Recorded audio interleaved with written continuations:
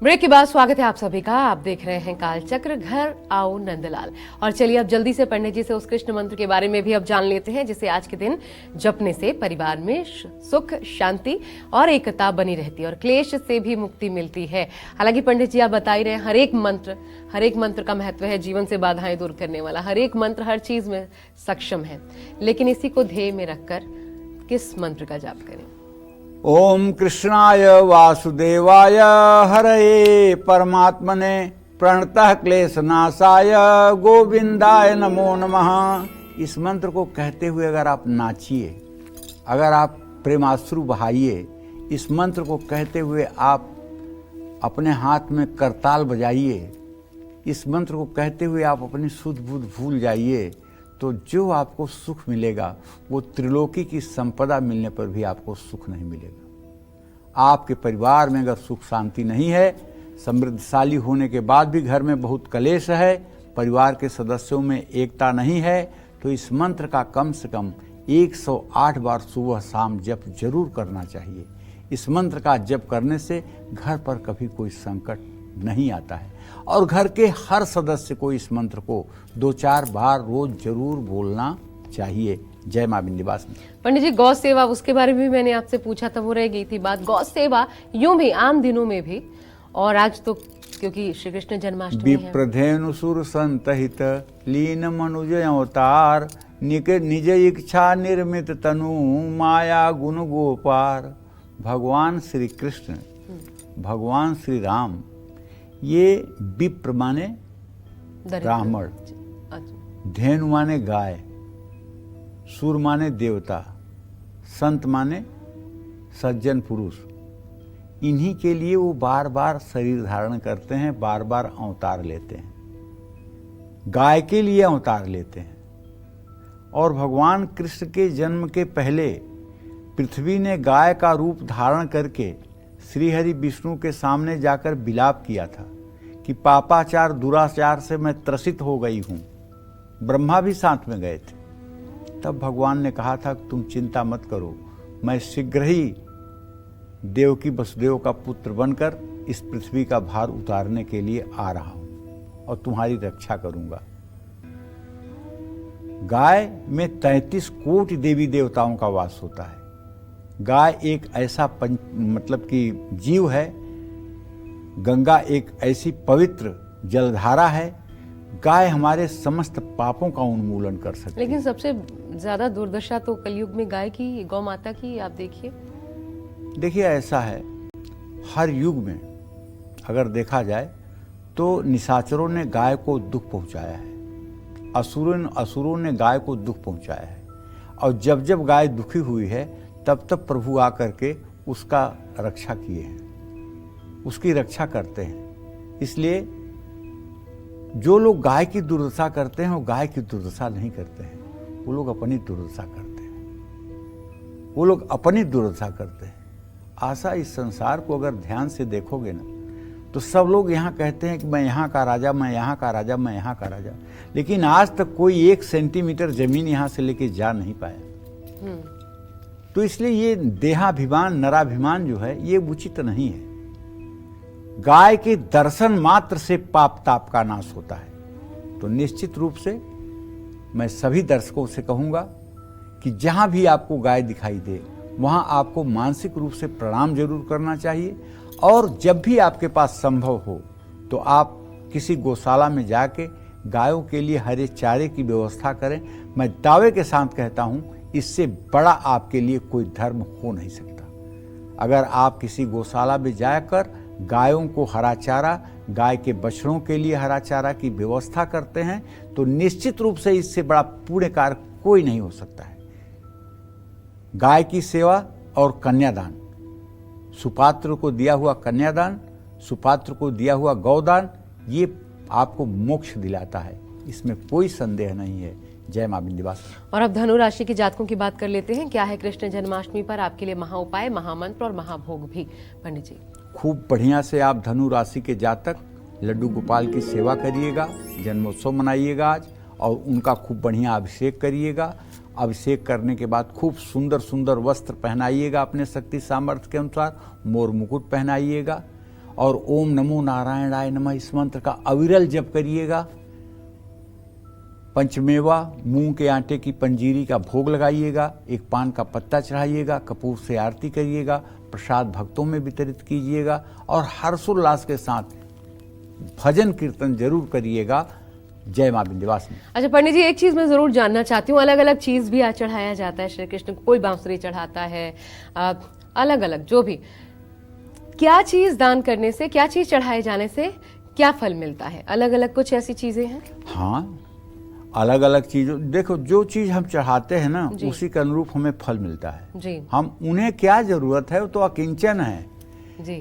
भगवान की प्रतिमा को जो स्नान कराता है, जो उनका अभिषेक करता है, उसको मोक्ष की प्राप्ति होती है।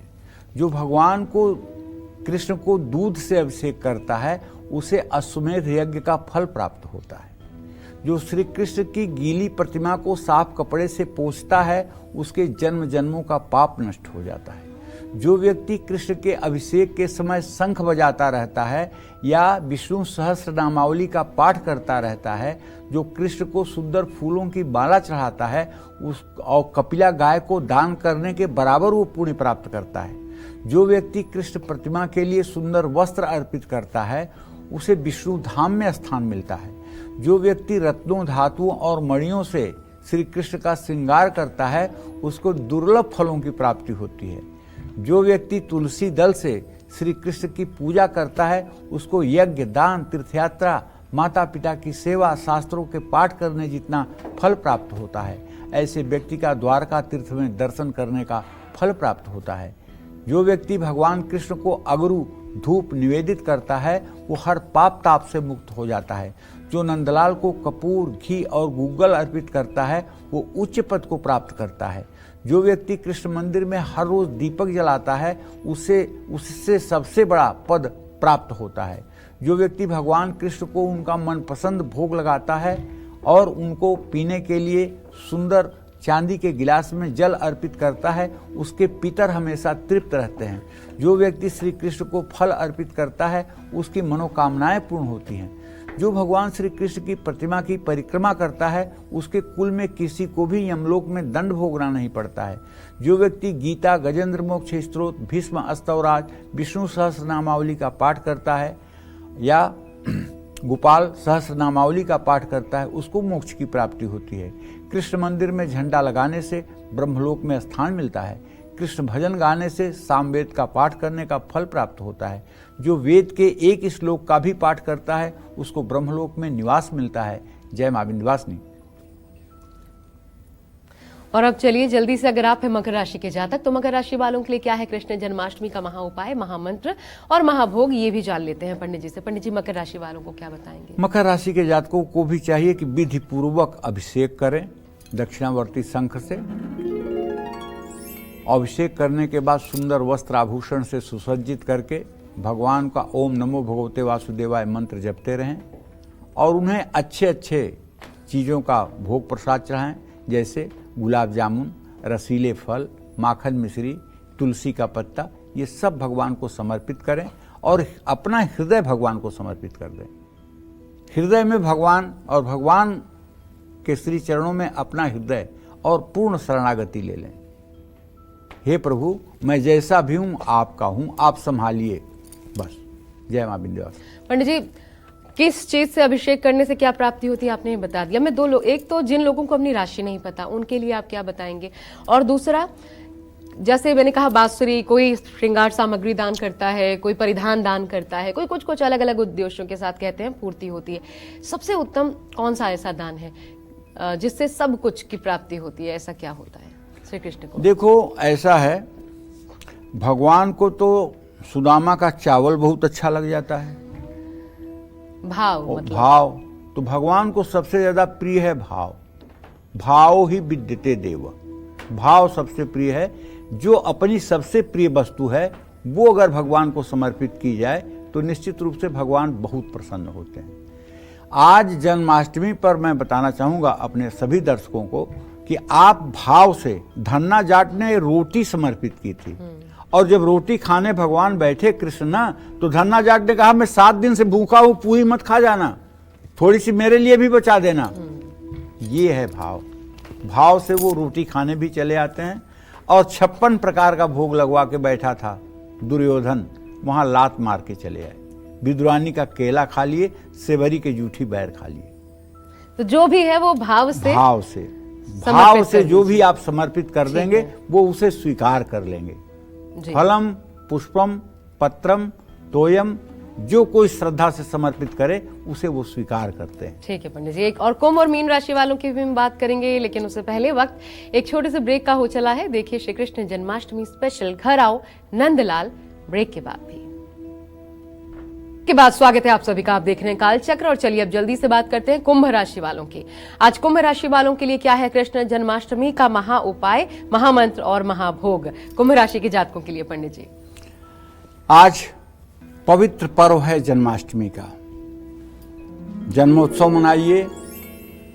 लड्डू गोपाल को खूब बढ़िया विधिवत उनका राजोपचार पूजन करिए, अभिषेक करिए, पंचामृत से अभिषेक करिए, खूब सुंदर वस्त्र धारण कराइए, खूब श्रृंगार करिए और जितना हो सके कपूर से आरती करके ओम अच्युताय नमः इस मंत्र का अनवरत जप करिए। पीला फल, माखन, मिश्री, चीकू ये सब भोग सामग्री में अर्पित कीजिए और पूरे हृदय से अपने मन को उनके श्री चरणों में समर्पित कीजिए। जय मां विंध्यवासिनी। और मीन राशि के जातकों के लिए भी क्या है कृष्ण जन्माष्टमी पर महा उपाय पंडित जी? आखिरी राशि मीन राशि के जातकों को बताना चाहूंगा कि हर समय उल्लासित होकर के आज पूरे दिन उल्लास में रह करके आप इनका जन्मदिन मनाएं भगवान का, और पंचामृत से भगवान कृष्ण का अभिषेक करें और ओम नमो भगवते वासुदेवाय नमः हर समय मन में चलता रहे। दही, केला, जलेबी, मिश्री जो भी वस्तु आपको मिल सकती है उन सब का भोग लगाइए और पान का पत्ता चढ़ाइए, कपूर से आरती करिए। जय मां विंध्यवासिनी। पंडित जी बहुत बहुत धन्यवाद इतनी खूबसूरत जानकारी इतने विशेष दिन पर हमारे दर्शकों तक पहुंचाने के लिए। आप सबको कृष्ण कृपा प्राप्त हो, यही कामना। हमें दीजिए आज्ञा। नमस्कार।